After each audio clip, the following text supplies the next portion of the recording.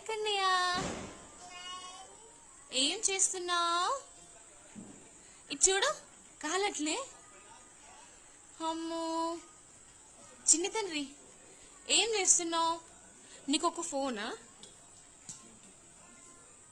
ఎక్కడికి, ఎటు వెళ్తున్నావు? ఏమైంది? ఏమైంది? Busy person. అమ్మో ఫోన్లో బిజీనా? ఫోన్లో బిజీనా? ఫోన్లో బిజీనా? ఫోన్లో బిజీనా?